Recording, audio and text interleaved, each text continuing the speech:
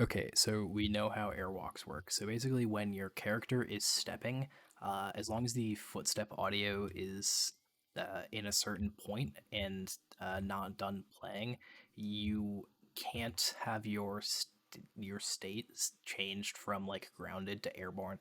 So the way that the footsteps work is you see here's a visual indicator of my footstep. I can go all around it. I can walk a lot. I can just basically walk around this forever, and I'm taking a million steps, but that's just because I'm in the radius of the footstep, which is about 3 by 3 by 3.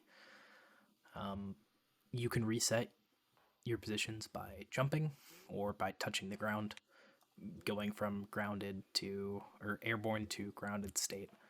Um, but there's a weird quirk with footsteps in this game. Like I said, might have said earlier, you can't actually be set from a grounded to an airborne state while that audio is playing. So we can actually use this and the radius of the footsteps to perform a glitch called Airwalk, which is basically just a fall damage negation. Hopefully I get it here. I'm just going to be quiet and then I'll explain how I do it.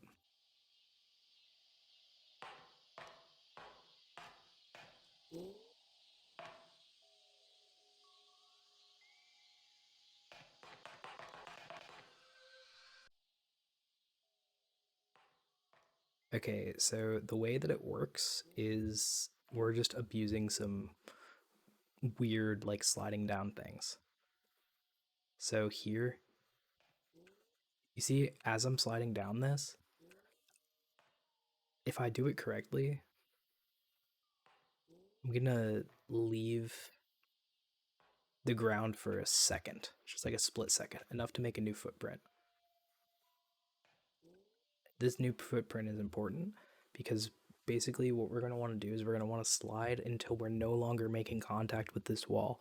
And right before we actually leave the wall, we want to start holding forward to force another footstep to happen. But because we forced that footstep to happen as we were becoming airborne, we're already losing enough height to have the footstep constantly update, which prevents us from being put into the free fall state. I'm going to add some clips and fails and successes of me doing it after this, just so you can see the difference between successful attempts and failed attempts.